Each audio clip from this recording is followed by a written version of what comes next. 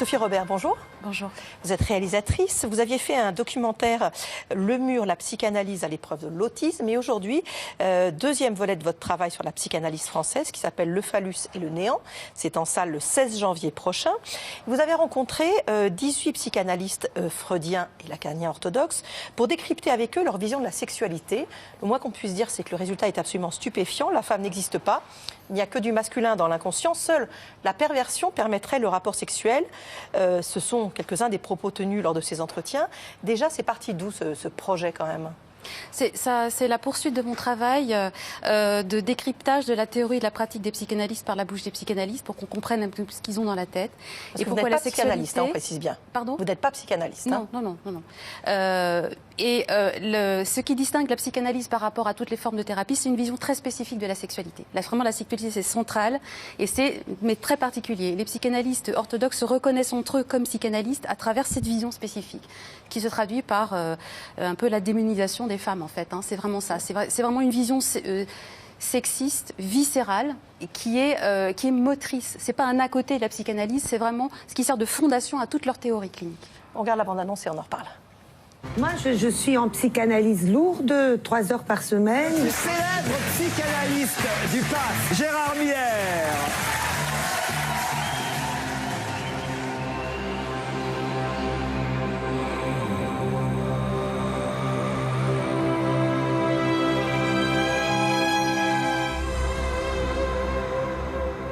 Quand l'enfant découvre le sexe de sa mère, il voit un trou. On ne représente pas le sexe féminin puisque de toute façon, il n'est pas visible. Le seul organe qui compte, c'est l'organe mâle. Rappelez-vous, la femme n'existe pas.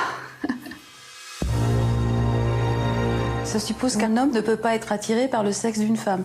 Non. La pratique de la psychanalyse avec les enfants fait voir comment, en effet, le petit mâle a, avec sa petite queue qui remue, des rapports d'étrangeté. L'enfant est un être sexuel et je crois qu'on l'ignore.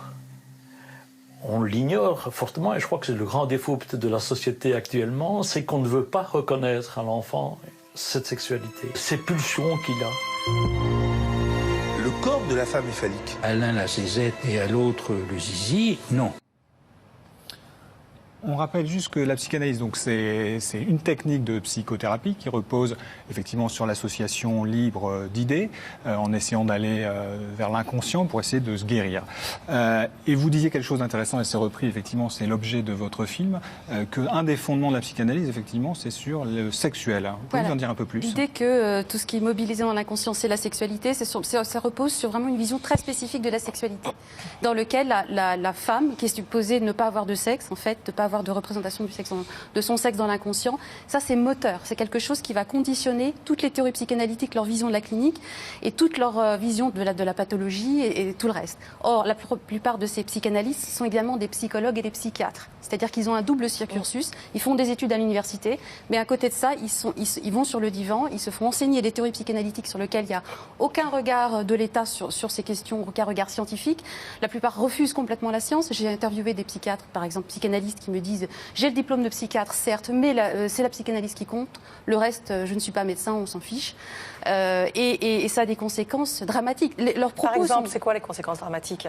C'est la maltraitance de personnes victimes d'abus sexuels, de violences sexuelles. Il y a une dame qui me dit dans ce film, Mme Jacqueline Schaeffer, l'inceste paternel ne fait pas tellement de dégâts, ça rend juste les filles un peu débiles. Elle ne dit pas, c'est pas des propos qui lui sont personnels, c'est des propos qui sont communément admis par l'immense majorité des psychanalystes. Ça se retrouve dans les tribunaux, ça se retrouve donc avec, on va demander aujourd'hui de manière quasiment systématique que si l'enfant n'était pas consentant, l'enfant qui a été violé, abusé, on ergote sur l'âge avec lequel l'enfant... Il y a vraiment cette conviction qui est ancrée que les enfants auraient tous le désir de s'unir sexuellement avec leurs parents. Et c'est complètement délirant. C'est complètement délirant, ça crée une maltraitance phénoménale. Je suis pas... Pour être honnête, je ne suis pas tout à fait à l'aise par rapport avec votre film, où je le trouve très très à charge.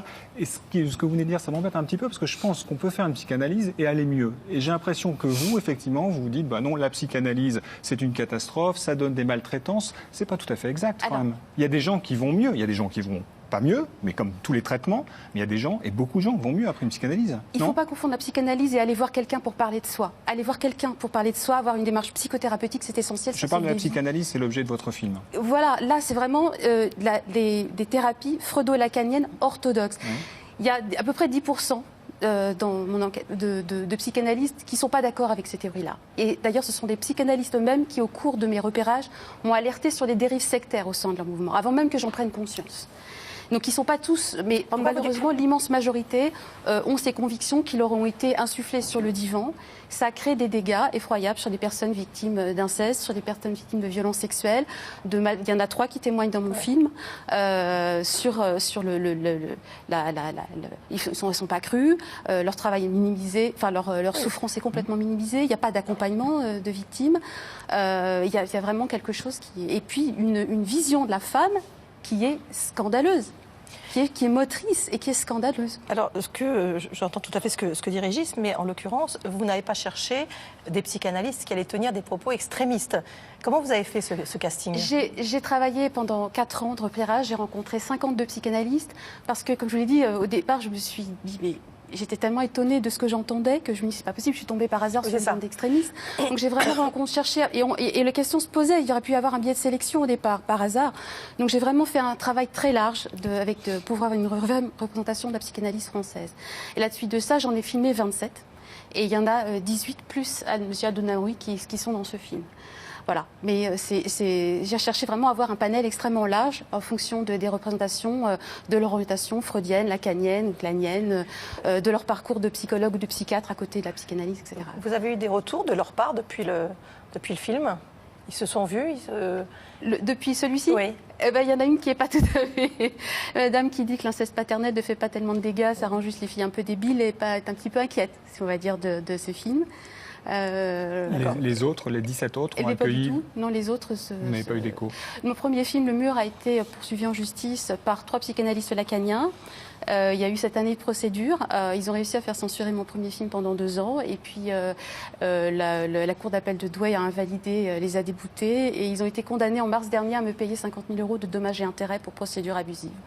Vous avez fait comment pour convaincre ces praticiens de parler ? Mais en fait, je leur ai simplement demandé de parler franchement devant ma caméra. On dit qu'ils sont omniprésents, les psychanalystes, aujourd'hui en France. Il n'y a plus que 2 pays au monde, la France et l'Argentine. Mais on ne sait pas ce qu'ils pensent, parce qu'ils jargonnent, parce qu'ils ont l'habitude de manier les contradictions. Donc je dis, voilà, parlez franchement devant ma caméra pour qu'on comprenne vraiment leur théorie, leur pratique par leur bouche. Qu'on comprenne bien. Et je ne m'attendais pas du tout à ce que j'allais entendre. Et eux-mêmes, ils ont ces forces de conviction. Vous voyez dans le film, ils sont très à l'aise, ils sont très heureux de parler. Et je pense qu'ils sont tellement décalés, ils ne se rendent absolument pas compte de leur violence, de leurs propos et du fait que leurs propos sont complètement ils sont sur une autre planète par rapport à aujourd'hui, quoi. Merci beaucoup, Sophie Robert. Donc, votre film qui est assez édifiant, franchement, Le phallus et le néant, en salle le 16 janvier. Merci beaucoup d'être venu. Le titre internet du film ? Oui. Lephallusetlenéant.com. Toutes les informations sur le site lephallusetlenéant.com. Parfait. Merci beaucoup. Merci beaucoup. Douleur pour uriner.